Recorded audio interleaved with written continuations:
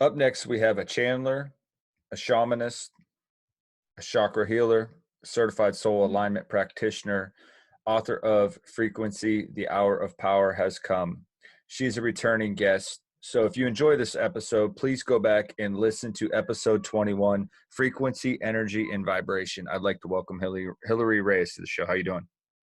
Hi there. Doing good, Dylan. Thanks for having me back. It's an honor and a pleasure to be on your show. Yeah, it's nice to have you on. You were quite the enlightening guest last time I had you on. And that was almost 50 episodes ago. So I feel like I've learned a little bit along this journey since we've last spoke. Wow. And I think you were one of the original people that kind of helped at least shift my thought process towards different things and looking at, different avenues of things. So what have you been up to since we last spoke? Yeah, well, I'm just presently a student. I am finishing my teaching certificate for preschool class, the little people. I kind of like to keep it in that innocent range prior to the programming, conditioning, and mind control operation, PSYOP that the schooling system offers our beloved children. So I like to get them while they're still in that really developmental age and just get to hold them there in that. Yeah, I've been a Waldorf school teacher, worked at the Waldorf school systems. Rudolf Steiner, who's, one of the founding, I guess you could say, fathers of the theosophical system, which is more Madame Blavatsky. But then he went from that to doing the Anthroposophical Society, which was kind of like his own, I guess, mystery school, if you will. So he created this Waldorf movement. And then I'm now working in a childcare center outside of a Waldorf school, just trying to keep it really kind of clear and clean and in a healthy space where we can operate during these, protocols that we're all under these days. So, yeah, I've been working, teaching, and schooling. That is a interesting, I guess, take on you. I don't think I would have pictured. I don't know how the education system is in Canada. I know in the United States, I've heard some fairly disturbing things about the direction it's headed, at least for the youth. I mean, I'm not real up on the topic, but I have heard some things. How is the education system up there? All the education systems being updated, more or less. It's like, the updates, like when you think of Bill Gates and you think of, these Microsoft updates. Yeah, that whole thing. So, I'm just going to try to speak with a little bit of code, maybe here and there. But so essentially, I come from California, so I'm American too. And my godfather, who was a priest, started 6 very successful Christian private schools with my mother from scratch. St. Margaret, St. John's, St. Anne, St. Mary's, all these different schools. So I'm pretty versatile. That's more private. I went to private until high school, and then I went to public school in Laguna Beach, in the high school there. So I kind of, come from this educational background and school background, and I love school. I love learning. I think we should all have a passion for learning. It's what we're here to do. I say, like, there's like the microcosm, you could say, of like this school that I think it was the Rothschilds or whomever came up with, our education template, which is just like sacrilege and blasphemous. But nonetheless, they're pretty much who got the grounds on our school system and our medical system and all the other systems of media, which, just by the way, is like Greek Medea, which is the goddess of illusion. So that's a fun fact. So essentially, media is like this medium for illusion. So it's kind of fascinating, right? But as far as school systems in Canada, I mean, it's really more or less the same as in America.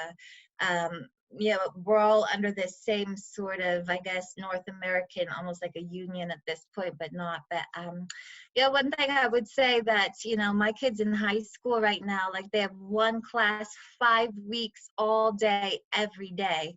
So like if you're in physics, you want to shoot yourself at the end of each day. Imagine like 7 straight hours of physics only to be followed by 4 more days. So 5 days a That's week. rough.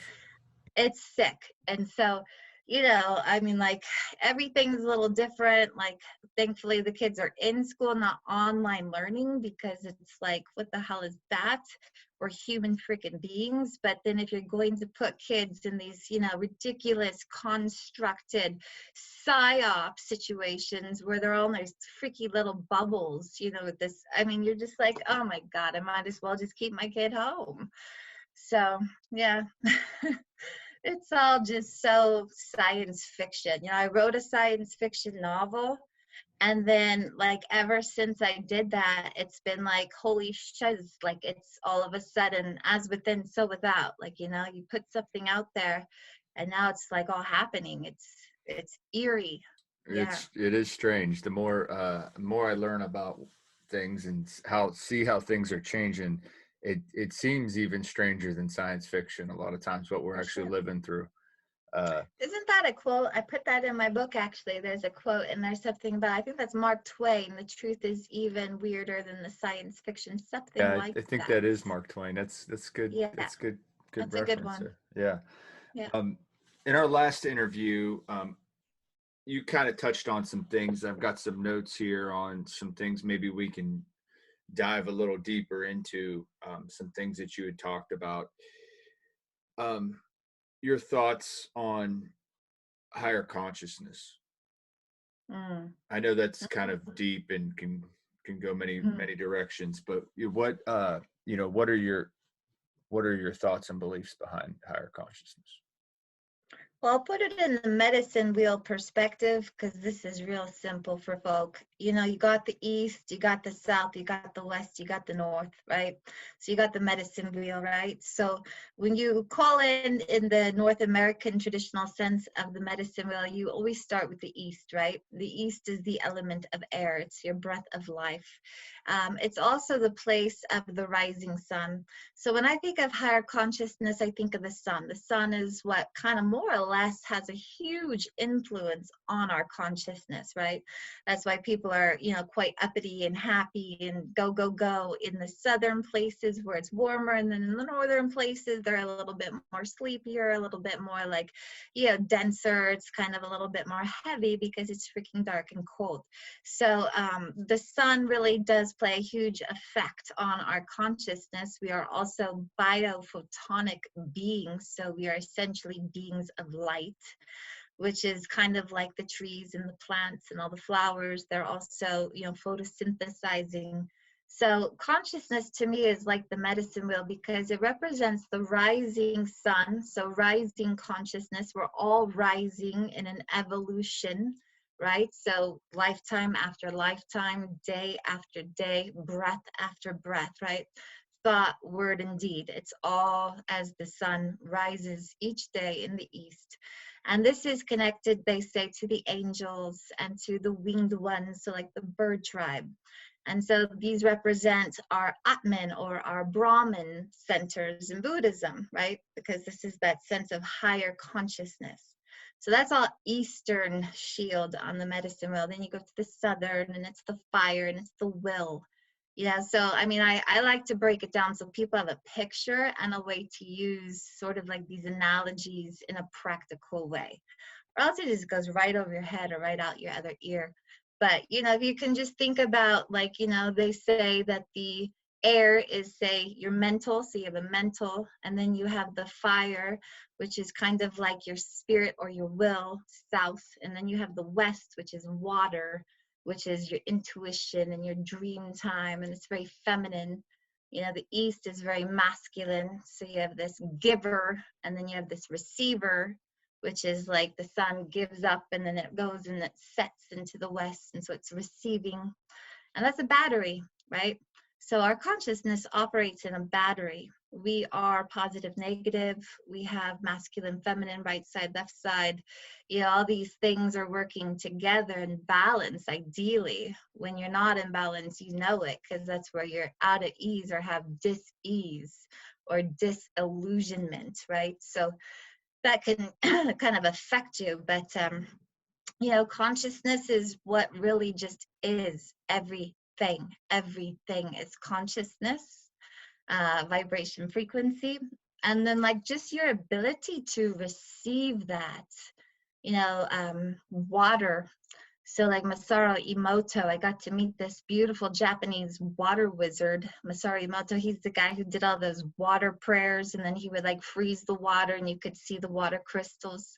Yeah, I Well, remember he reading was, about that study. yeah, that guy was amazing. So he was saying, like, you know, you're either a grape or you're a raisin. And when you're a grape, you're hydrated and you're juicy and you're lush and you're full of information.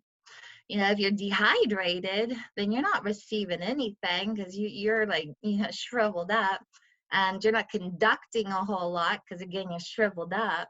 So our bodies, which are like 70-80% water, like the planet is like 70-80% water, we need to be hydrated. We need to be able to conduct, but we also need to be able to receive information. That's why they fluoridate your pineal gland so that it calcifies, so that you no longer have your antenna, which is receiving the information. So, I mean, like, we could go so many places with this, but just With the essentially, fluoride thing, real quick, is yeah, there a way to improve that? Obviously, not putting fluoride in your body, but I mean, do sure. you improve over time, or is your body naturally Oh, able for sure. to? Our bodies are freaking amazing. So, I mean, honestly, like it's all vibration, and crystallization can change through breath. Pranayama is probably one of the quickest ways you can change your life, is working with your breath. Again, taking certain supplements that can help you. You know, I'm not a specialist on all these things, but my God, you just YouTube that, and bada bing, bada boom, you're going to get just a cajillion playlists, options of how to decalcify your pineal gland. But you can do that through, yeah, tuning forks, essential oils, all sorts of good practices. Yeah. That's wonderful information, and that kind of, you talk about finding balance. This kind of Yeah. leads into something that I know my listeners are probably tired of hearing about this, but it's just something I'm currently working on and currently studying, like in my own life, is how to heal through meditation and stuff Hmm. like that. Hmm. Is that a way in which you can find balance? I mean, obviously you need balance to be healthy and to avoid disease, like you were mentioning, but what Hmm. are some ways that maybe, people can get their higher consciousness into balance? Well, let's just say that, okay, like I've met some incredible shamans over my life. And, you know, a lot of times some of our beautiful natives don't come from places where they are like eating organic, you know, fresh produce out of the yard and like da da da da da, having these idyllic scenarios, like these rich people in Beverly Hills who have like their, you know, fresh whatever smoothies and juices, I don't know, all this shit. So I guess what the point is it's all in your, you know, like it's all in your mind, it's all in your will, it's all in your actual consciousness. I've known people who've smoked, drinked, eaten horribly, and are some of the most conscious people I've ever met in my life. So, I mean, the illusion is that it's, you know, what you're doing.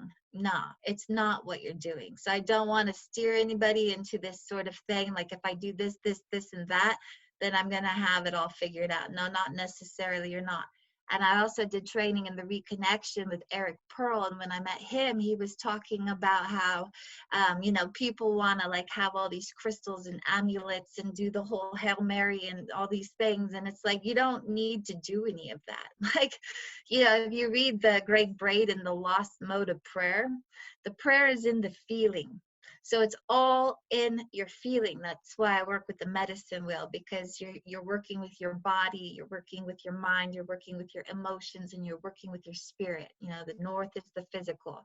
So everything has to come into this form and be crystallized. But there's, you know, the spirit and the mind and the feeling bodies, which is kind of getting it all there. right? So I want to say that meditation is Shazam. If you want to look at that amazing guy who Joe Dispenza, I think he was like in a position where he was Yeah. like quadriplegic or something. And Yeah. I'm currently reading one of his books right now. yeah, That's, yeah, he's so that amazing. dude, he Fascinating. kind of like rebuilt his whole body with Yeah. his mind, Yeah. right? And With doctors saying he would never have the ability to, and now what is he? He's like probably a multimillionaire traveling the world, living the high life with his buddies. So yeah, I mean, yeah, he holds weekend retreats and stuff for people, and sure does. these people He were has a able to, huge following, huge yeah. movement. Well, I mean, Yeah, they're getting over cancer. They're getting over yep. things that, medically they shouldn't be able to get over if without, Well, let's medical just say treatment. that the allopathic system of the Rothschilds never wanted you to get better. I mean, hello, it's a freaking business. So let's just try to be like, call it like it is. In 2021, we're done shitting around, pretending with this whole denial thing. It's not cute. It's not cute. The 80s, it was cute. The 80s, it was like whatever. Nowadays, it's like, wake up. Like, seriously, stop, Yeah. stop, stop playing. For Now, do you real. think, like, the situation that we had in 2019, do you think, as a collective consciousness, since we're on the subject of consciousness, I mean, how has, like, global situations like that affected the collective consciousness? Do you think it's a negative thing, a Hmm. positive thing, or a little bit of both going on right now with that? Well, I'll tell you what I really think it is. I really think it's a metamorphosis. So, I mean, so always within pretty much all the systems, right? You start with like the nucleus, right? And then like it's like this outer thing, like the outer thing, and the outer thing, and the outer thing, and the outer thing, and on it goes forever. So if we wanted to look at this with that stone that's been dropped into, say, the waters, into the life waters, if you will, and then all the freaking ripples that are coming out of it, the key word to me is metamorphosis. So if we follow the pattern, we're all super slow, dense, ignorant humanoids for like thousands of years, coming out of dark ages, all this shit. And then it's like, we're getting so fat, we're getting so lazy, we're getting so like narcissistic, we're getting like, we're pretty much done being freaking caterpillars. And so to me, this whole shutdown, this whole quarantine has been like being forced to come into your chrysalis, being forced to come into this cocoon-like connection. And then what does the caterpillar do in the chrysalis is they literally die. It's like they turn into this, they call it imaginary cells. So it's like this liquid goo that it like, and so and then it morphs and it becomes this winged butterfly. So to me, I believe that what this is all doing is it's evolution, and it's like something has to die. I mean, to me, this whole system's coming crashing down. I mean, like the amount of scandal and corruption. I mean, Jesus God, it's just like anything you could have imagined in your worst nightmare on steroids to like the exponential factor of a bazillion, cajillion, million. It's just like out there really bad. So, Yeah, I it's mean, this all exhausting. kind of just has to die. I mean, there's no way. It's like, your leg is like gangrened and black, and you're just like trying to walk down the road, and the infection spreading out into the solar system and microsystems. And it's just like fucking cut the thing off now. But yeah, I do believe that this is all as maybe you read the Bible. Hello, this was all prophesized, right? To the freaking mark of the beast. I mean, good God. So it's like this to me, just like Bob Marley said, that they've got to fulfill the books, right? They got to fulfill the books. Won't you help to sing? Yeah, it's like the sweet song of freedom. We got to get out of the parasites. We got to get out of this ancient dark black magic. How are we going to do it? We got to morph. That's well put. So you believe we are going to morph as Hell yeah. humans? Or we're gonna We've pull done it through this? already so many times. We've done this. I mean, this is the Hopis say this is the fourth world, right? So there's already been previously three worlds that have come and that have gone. If you study geology and history within, like, the study of the earth and all of that, you will also recognize there are different ages and eras. And, at points there's extinctions, mass extinctions, at points there's ice ages, for God's sakes. They say there's another one coming. They say there's a nova coming. I watched the channel with Ben Davidson, Suspicious Observers, and he's got this whole, it's just fantastic. The guy's such a brother. And, it's really just kind of like showing us what we're in store for the next couple decades. And so one way or another, we're all going to change, whether it's physically die, which is inevitable. I mean, they say we're all going to die. That's the one thing we all have in common, you know, um, or we're going to, go through this kind of like what the Buddhists do, which I write about it all in my book, right? It's like you go through this apotheosization process. It's what all the Masons are all hard-ons for. Yeah, you see George Washington in the apotheosization painting in the Capitol, and he's sitting there floating on like this rainbow thing, and it's like this, that's the man becoming the God. It's self-realization. It's the light, enlightenment, right? And then like the Buddhists say, you become like your rainbow body. You turn into this body of light, which literally they do, and people have witnessed it and even caught this on film and tape. So it's not just woo-woo juju, it's like real stuff. So I mean, I believe we're getting ready to go through a real shape shift. Yes. You mentioned the Hopi there, and in our previous discussion, you brought them up quite a bit. You have pretty vast knowledge on Hopi. What is it about them that allows them to have what seems to be a better understanding of things than kind of what we're currently being taught? Oh, I mean, all indigenous people know a hell of a lot more than what we know because we've been in these oppressive school systems. I mean, if you've got ancestors who are sharing oral traditions, if you've got certain sites like Prophecy Rock that the Hopi have on their land, then you have it like in petroglyphs, like carved into a rock, right? So you have these prophecies, you have these oral traditional stories, et cetera, et cetera. You have shamans, you have holy men. Yeah, I mean, like the people that I've known have always been a part of like, a passing down, like they inherit this wisdom, they inherit, like they grow up in it, right? So, and then you're picked or you're chosen to like get further initiated. And, basically, I think that many indigenous cultures have all this, they know it, and they've actually been telling us this for freaking ever, and like we call them savages and primitives or whatever. And it's like now we're actually finding that everything they said was bang on. And how the hell did they know about the shit that they knew without no technology? I mean, honestly, like the Mayans, how did they have this vast awareness of these whole cycles within, the whole, I forget what they call it, but the dream spell essentially. Yeah, and they had a great understanding of mathematics and astrology, Yep. right? Yep. Amazing stuff.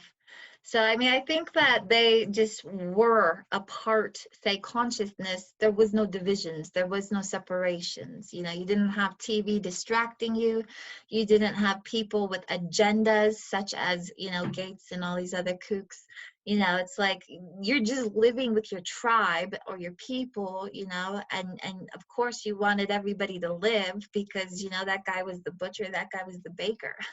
Like you want your peeps, you want more hunters, you want more gatherers, you don't want people dying, you don't want to see people suffer because that person is you. So your suffering is my suffering. It's, that's called the way, so anyway. That's good stuff. And then what is their beliefs on the Anunnaki? Can you touch on that a little bit? It's interesting. If you go into the Grand Canyon, there's Shaman's Wall. And this is a trip. Like they have the same name. Anunnaki are the people who brought them down underneath the earth, but they're translated in the Hopi, it's ant people, the ant people. So, I mean, this is some mysterious shit. You'll see all over in their petroglyphs that there are like literal alien people. I kid you not. I mean, like the amount of like, yeah, whether it's petroglyphs or hieroglyphs or certain things, you know, in France in the caves and, you know, all over the place, you will see literal alien stuff. And you're like, that's aliens, you know? So that's a part of the prophecy too, is that these beings will return, and that they do at every end of every age. And it's interesting, and I don't know if I have that book in any nearby place at this moment, but I had what's called like the Hopi Bible. And I don't see it anywhere immediately, but in the Hopi Bible, they talk about this, and they talk about how the people that are somewhat chosen to go through, you have that we all have soft spots on the top of our head, right? And that soft spot, if you have that and still somewhat soft, then that's your receiver, like this, like your seventh chakra, right? So this is where spirit enters in. So you don't want this to harden. It's kind of like when your pineal gland calcifies, this hardens, and then you're a hard-headed person. So, I mean, the Anunnakis are, you know, I mean, there's many, many types. I really like follow more along the Kachina story. I like the idea of Kachinas.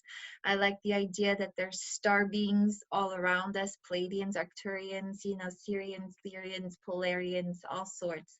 So they've always played a part in influencing us, guiding us, you know, creating us even. So, I mean, you know, this can go into a lot of different theories. It's 4:44 my time right now, which is a good sign. 4 is a sacred number.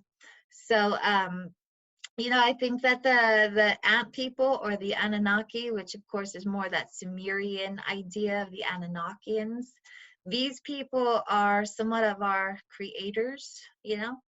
They're somehow a group of beings who engineered us, specifically genetically modified us, which is what the Book of And Enoch goes really deep yeah, into. and Yeah, is that what you believe? I absolutely believe that 111%. I mean, I believe there's one, like the universal law of oneness. Like, I do have ultimate respect. What we call it is Great Spirit or Creator. You know, in Latin, it's Viene Spiritu Creatore. You know, it's like a great creator spirit. You know, it's like, yeah, you want to conceive of this oneness, and which connects us all together. And it's like a divine intelligence. But I don't necessarily think it's some bearded dude up in the sky. You know, I love Jesus. I'm all about all of these things, but it's like at the same time, you know, there's been manipulations to our genetics. Like, I, for one, being an Rh negative person, what the gods is that? How come I'm a negative? How come I don't have the rhesus monkey genome in my body? What the heck is that? You know, and then like what, there's positive and negatives, so there's monkey people and non-monkey people. What is that? You know, why do people have like gills, you know, when they're first born? My babies had gills, I could see them. So that's the fish people. Sumerian gods were the fish people. I mean, like, this just is like ripe. If you look in culture and history and religion, I mean, my God, it's just, it's everywhere. So if you're going to tell me that that's all made up, then I'm going to call you crazy. And you said in the Hopi that they mentioned that they will return. Now, do you think that has this recent United States government thing, where they're kind of supposedly being out in the open with what's going on, Right, which I don't right, really necessarily buy into, but that they're being out in right. the open, but do you think that's just an agenda they're trying to push, or is there something really going on that I is? think COVID's not working. People aren't taking it as serious as they want. I think there's a lot of changes. There's war coming. And I think that this false alien invasion has always been in their playbook. And I certainly think they're going to totally go for the false alien invasion. They've got it in their playbooks. Yeah, they So do want you think to. that's what the Tic Tac thing is then? It's not I mean, necessarily. it's a couple things. So, I mean, there's a whole secret space force. I mean, what did we see that back in the 80s? Dan Aykroyd and Chevy Chase, you know, I mean, spies like us, for God's sake. Like, they've had DUMBs, deep underground bases, all these things, you know, for far longer. I mean, like the Nazis, no, Nazis didn't end. They just got, you know, redirected and hired by the Americans. So, I mean, like, this Truth. is all these like moving parts, but absolutely, we have a multitude of things going on. We've got war coming, we've got false alien invasion coming, and essentially I think like they're desperate, and so they're just throwing it all out there. What is it that they're desperate for? I mean, is it just more control? I mean, is it on the lines of the reset and just resetting the world economic, you know, Right. thing? Or what do you think the motives are behind this? Or I mean, there's probably more than Yeah. one motive or more than one avenue they're trying to cover, but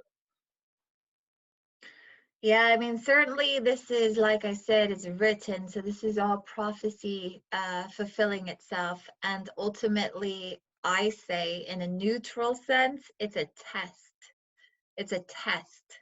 This is all a test. How are you responding, reacting? What kind, like, the people have been saying how, like, COVID's gotten people's true colors. You can see people's true colors, what kind of people are. Right. So to me, all is just one giant test, and that's all it's ever going to be, is just one giant test. And if you're passing or failing.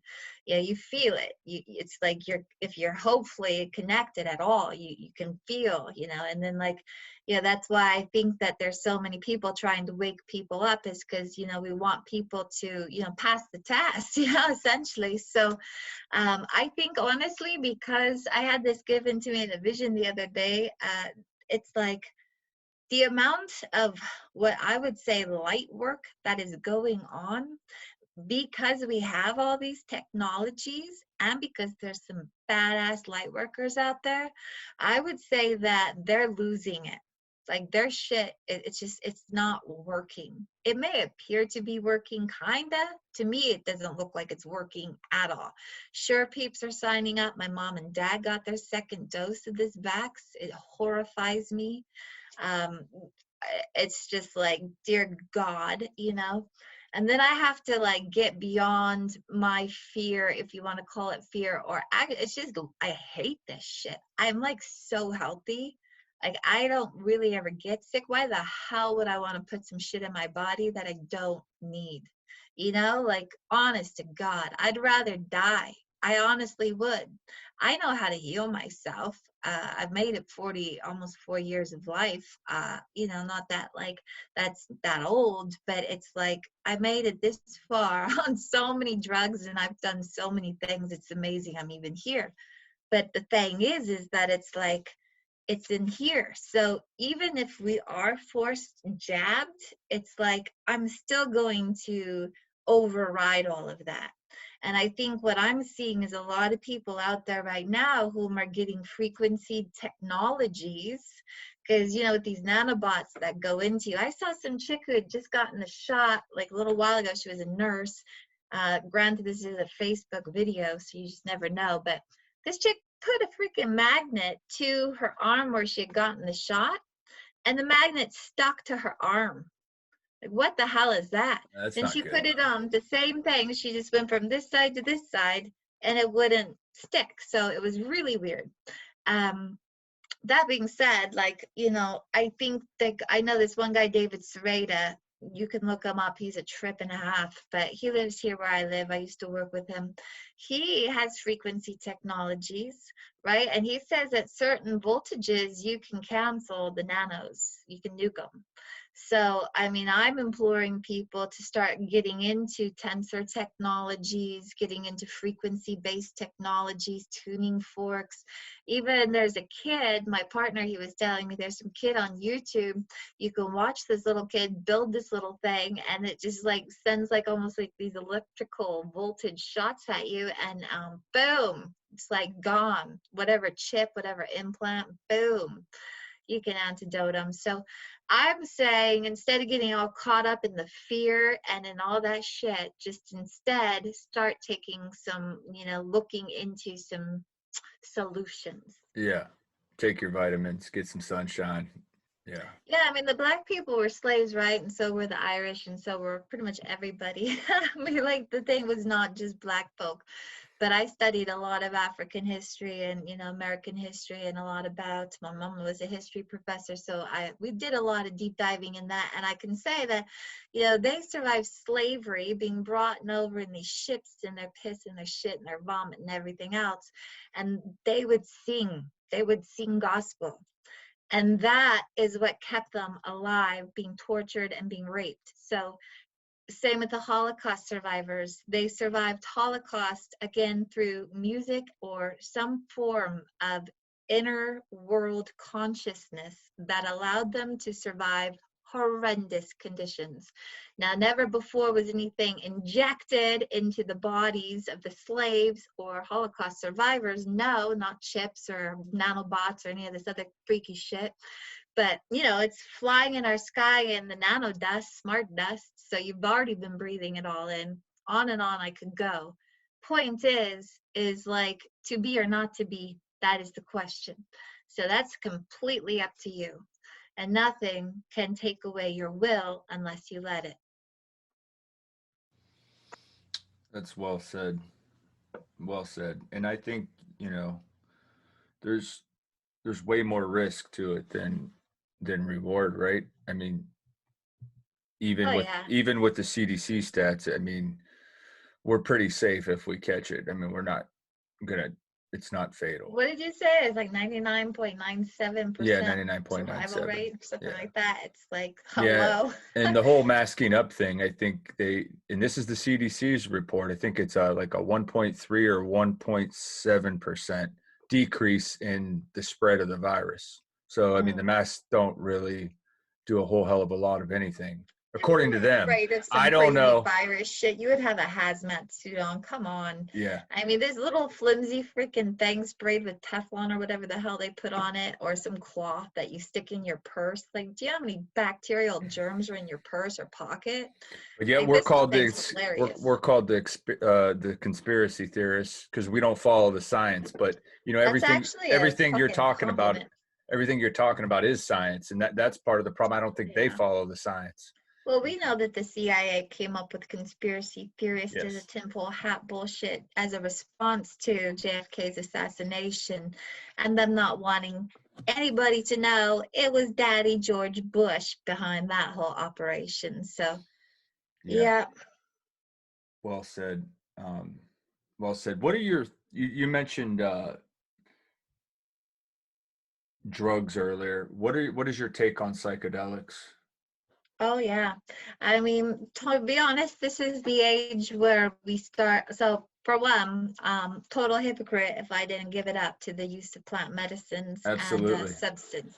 Amen to that. Yeah, I think because they're called plants of the gods, it's in theory, if you read the book, Plants of the Gods, yeah, they get into the whole thing about how these plants like wachuma or peyote or ayahuasca may or may not have come from other planetary civilizations that planted them here for us to remember.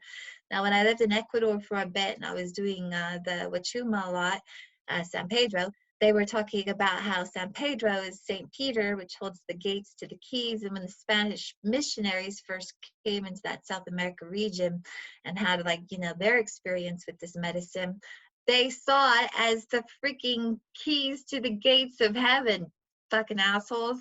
So what did they do? They cut it all down. They went around and tried to eliminate it so that people would not have the keys to the gates to heaven. So to me, what I see is that absolutely there is a time, there is a place, I mean, if you're going to go on a pharmaceutical drug, good God, why? Why? I've healed myself through the use of magic mushrooms, through peyote, through San Pedro. I would never, ever take pharmaceutical drugs. Right. I was drugged as a kid for depression. Shit mind wiped me. It was awful. Well, mushrooms really helps with depression, big time. Oh, hell yes, big time. Does. Oh, it's amazing. You can get these wonderful things called Scooby snacks, which I figure are like vitamin supplements. Mm-hmm. And some people I know microdose daily. Yeah. But, you can do, like, these things can have, like, maca and, like, ginkgo biloba and, all sorts of supplemental vitamins put in with your magic mushroom. And, You take that and it's like changes your whole frequency. And there's something about it, right? There's an intelligence that you Oh can yeah. tap into that's greater than what you currently They're are. teachers. They're Yes. teachers. Mushrooms are the brain of the planet. If you look at mushrooms, they all interconnect underground. They're freaking ingenious. They're like a brain. So, I mean, like, yeah, they're teachers. In fact, they've told me that they're teachers. They're like, I was like, who am I even talking to? And oh, we're your teachers. And I was like, oh my God, awesome. Let's do this, right? So, Yes. I mean, yeah, for sure. Healers and teachers, for sure. But what I do want to say, just because I do think a lot of people do it recreationally, and I think a lot of people, like you're supposed to have respect and reverence. And ideally, if you're not used to using them, you have a guide. I mean, to me, these things are sacred and should be done in a sacred way. Sometimes it's fun to eat some mushrooms and party, have a fire with your friends, whatever. I'm not judging. I'm just saying that it's like, if you're really wanting to access consciousness and you really want to start having these opening, expanding, just like mind-blowing experiences, don't do it recreationally, do it intentionally. Use the Absolutely. rattle, have your smudge, have the songs, the Icaros. Oh my God, I've cried my freaking eyes out with the songs, like just like deep, triggering, penetrative, medicinal Yeah, songs. emotional stuff Yeah, is so deep and so awesome. And yeah, I just had my first few experiences not too long ago, basically off of a guy I had on my show who was a psychedelic expert from California. cool. And I did the same thing that you're mentioning, though. It was more about a spiritual journey and an understanding is what I was looking for. And I treated it with great respect and something that, and it was mind blowing, more than I could have ever imagined. And I Right? think it helped me in a lot of ways. It helped me with some depression. It helped me with some other issues. It even gave me some insight into my marriage, which is Nice. strange, but I think it helped for the better. Very It's kind of like you're having something going in there and shining the light in dark places, right? So things you might not be aware of, all of a sudden, it could be relationship, money, ancestral, whatever. It's going to show you what you need to see, and maybe even sometimes what you're not ready to see, but you need to see. Yeah. Yeah, yeah, Like definitely. unlocks and unblocks, eh? To me, they unlock and they unblock. It's like psycho rotor rooter. Yeah, it's Just crazy, and get it in there. it it puts it in your face and says you better deal with this. This is what you need to deal with right now, and it's And it's a Graham Hancock was saying that, I like a lot of what he's done with his research into it. And Graham Hancock was saying somehow, like, this makes sense to me because I have gone through a near-death experience, and so has my father and my grandfather. And in our shared experiences of that, it's like you go through this whole, like, tunnel vision, like all this shit that it's like when you're dying, it's like all that shit you've done, like your karma or your bad relationship, whatever, all that information. It's just like, you feel it, you're aware of it, you review it. And so when you take it as a medicine and you do that prior to death, then you almost alleviate all that so that when then you do die, you're not dying with all that unfinished, unresolved stuff, right? That to me was a real, like, wow. So in a way, we should all be doing this. I'd love to dose, God, all those guys, whatever, to cock up people. I just love to see them all. In fact, my friend and I were talking about this, and like, instead of killing these, traitors or domestic terrorists or whatever you want to call them for their crimes against humanity, which they are completely guilty of crimes against humanity, but like the more compassionate and yet also effective punishment is not just being killed, but actually being dosed. To me, that would be such a compassionate thing, like just to heavily medicine them up.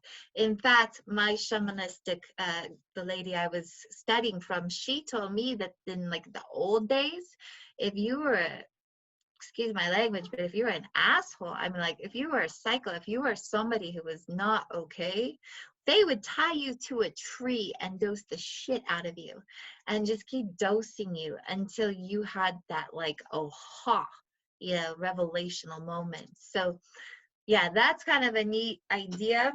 Well, I think if it, Because yeah, I think if it was legal and the entire world shared in it, I think the world would be the only reason a why it's much better not place. legal is because these fools keep it illegal, you Hmm. know, but they've just made ganja legal, and they've just made mushrooms in some places legal, and even the use of MDMA within, you know, treatments for people who have had severe Yeah, PTSD issues, etc. So they're kind of moving around it. I think, like, what is that? Some places want to have it all legal, right? Like heroin and coke and everything.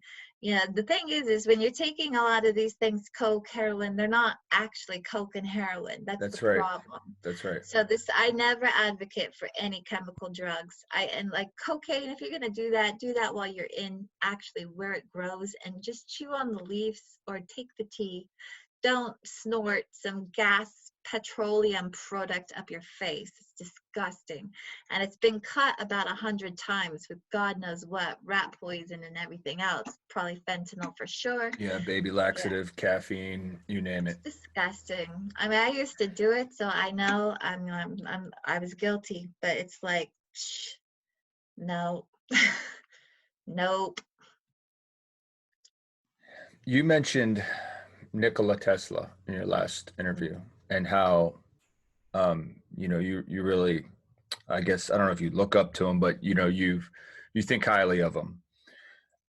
What is your thoughts on, maybe what he did to the world, and maybe even what's happened to some of his stuff, or I've heard things about maybe things that he's done that are currently being hidden, and I mean I don't know, I don't not really a Oh yeah, expert well on he this on the was subject. about five people in one, so he was a genius. But to me, he was just enlightened. But you know, he would go to sleep and he would dream of these angelic guides or alien beings, and they would give him visions as to what to do. And then he would go to work and he would, you know, create that. He thought that at one point to create this death ray, you know, and some of these crazy ass weaponry that he created would be the answer, because it would actually destroy, you know, these issues that we face within the evil doers of the planet. But then he realized that the evildoers of the planet were the very ones who were actually hiring him to create this work, and they stole it from him, and then he had to hide it, and then his life became a nightmare, and he went into all sorts of levels of paranoia and so on and so forth. But the end result was him getting poisoned. And then actually one of the people that came in and took all his work was Donald Trump's uncle, John. So Donald Trump actually holds a vast majority of what was found of Nikola Tesla's work, which is a real interesting thing, not to mention that that coincides with him creating Space Force.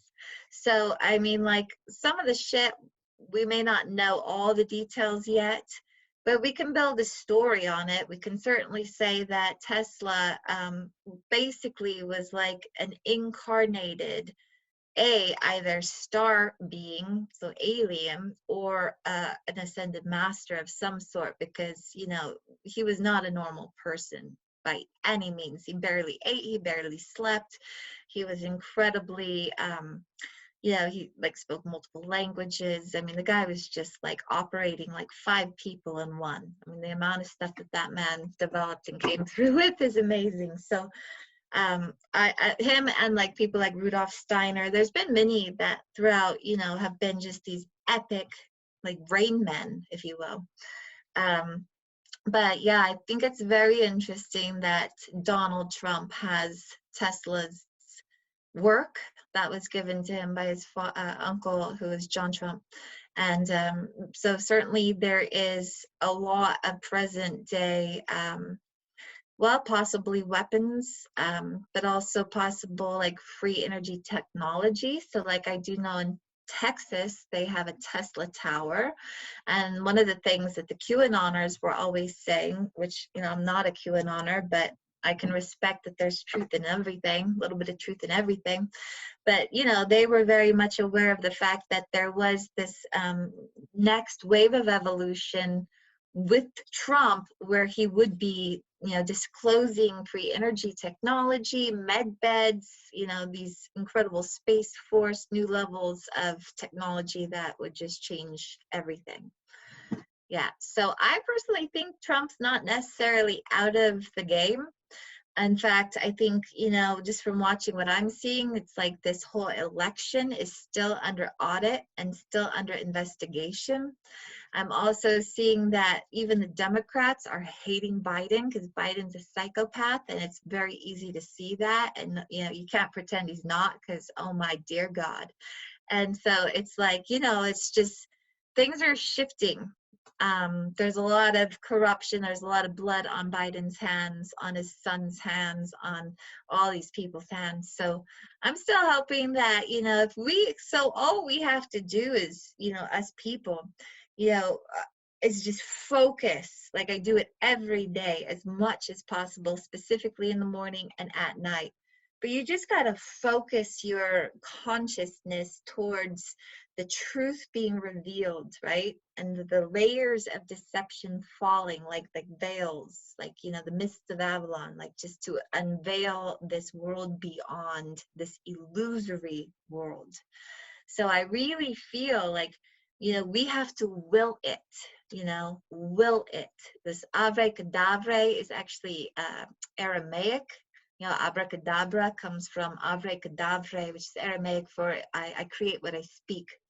So it's like, if we speak the spell, I spell the word, therefore the word is the spell. In the beginning was the word was made flesh, right? So it's like, if we speak this, and if we cast our focus upon this and direct our will, we have to will it, right? And the more we do this collectively, these things cannot exist.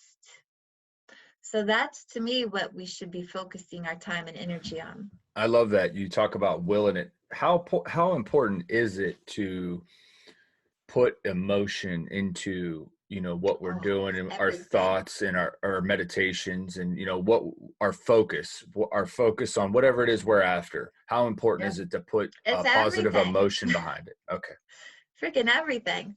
Just look at the person at the job interview. That person is sitting there and just like freaking half alive and pasty and just all the other things, you know, and they're just like, yeah, monotone, no, yes. And then you get some colorful person who's just a little bit more alive and actually has some vitality and vibration. Yeah, who would you hire? You know, do you want that person who's half dead, or do you want that person who's literally like, yeah, creating you feeling better in their presence? You know, it's like the sun or the moon. I like the sun. Yeah, I mean, it's just kind of like an analogy, but for sure, it's, you know, again, read the book, The Lost Mode of Prayer, or watch his videos, Greg Braden, and him, and all the research behind that very question, because it's proven scientifically through the scientific method. And does that link into living in the now, rather than, you know, how oftentimes people will focus on their past, which leads, you know, to depression, or their future, which leads to anxiety, things like that? Is it, how important is it to kind of stay in the now, in the moment, and to experience your life and your Mhm. experiences? Well, like I said, the medicine wheel, right? The north, the south, the east, the west, like it all comes together in the center. So if you're not in your center, it's because you're either in your mind, or you're, you know, feeling all woo-wooed in your emotional world. You know, Eckhart Tolle calls it your pain body. A lot of people's pain body has absorbed their emotional body. So, you know, there's a whole conversation on that alone. But just to be clear, it's like you want to be in the center where it all meets as one, right? And that's the here and now. And then if you're here and you're now, then your will is actually activated, right? Yeah, and so that's called a resuscitation. If somebody's flatlining and you resuscitate them, they come back into the here and now. This could also be like, a kind of analogy or metaphor for consciousness. So if you're kind of flatlining in your arrogance and ignorance, and you're not really conscious, like there's a resuscitation, that's called a disease, like cancer, kick you in your ass, be like, oh shit, yeah, or like a divorce or, termination in your job, that shit will put you in the here and now real fast. Yeah. But you don't have to manifest that, right? If you can stay in your center and be in this here and now and Right. actually operate your freaking vehicle, then you're on, baby. And it's like Jedi. True. Boom. Are you working on any kind of new books or material? I wrote like a children's book. It's real small. It's kind of like an inner child children's book, but it's like a readaptation to Genesis. But until my school is done, like I can't deal with anything. So that just was a fun project I did. I'm also writing the 5D, which is the sequel to the frequency. And again, that's kind of like, I think I got 24,000 words into that. And then I put that on the back burner too. So there's things out there, but it's just like we all need time, we all need money. So that's the sad part of it all. But just if I write it, I conceive it. The cool thing with the book that I was writing with that sequel was the Pleiadians actually were like in planting ships. Shit, that stuff was so freaking cool. I should send you that just because it was such a trip. Like the whole thing got channeled from a podcast. Like, so the story takes place with this podcast. It's pretty fun. You would like it. I'll That's send it to cool. you just for shits and giggles. Sounds good. I look forward to it. I know the conversation was kind of all over the place, but you're a wealth of Yeah. knowledge. Where can That's we how I roll. where can we pick up your book and check on some of your future work? Sure. So I do have an active website. It is called ascension.aum.ca. So ascensionaum.ca. And yeah, that's there. I guess the book's on like Amazon and Barnes and Noble and all those fancy places. I'm pretty sure they shadow banned the shiz out of my book. I'm pretty sure they're going to shadow ban the shies out of this episode. But that's awesome because the thing is like they can't stop this. So what they do when they shadow ban and censor is they build what's called a freaking dam. And we all know what dams do, right? They create a hell of a lot of pressure and also power. So I like to play reverse psychology with them. And this is when I take shrooms and medicines. Oh, I'm like Jedi mind tricks the whole freaking way. It's actually pretty fun. Because, Oh, in this place, we're like Yoda that's flying awesome. above your head there. And Yoda was freaking fun. Yeah. Like, this shit isn't supposed to be sad and depressing. That's all about being in the here and now. And that's all about being in that place of the awakened one. Because the awakened one, it's fun. This is why I work with children. They're fun. They're alive. They're awoke. They're not, out of it yet. So, anyway, have fun with these things, people. Yeah, sounds good. Hey, thanks again for coming on the show. It's been a great conversation. Yeah, likewise. Thank you, Dylan.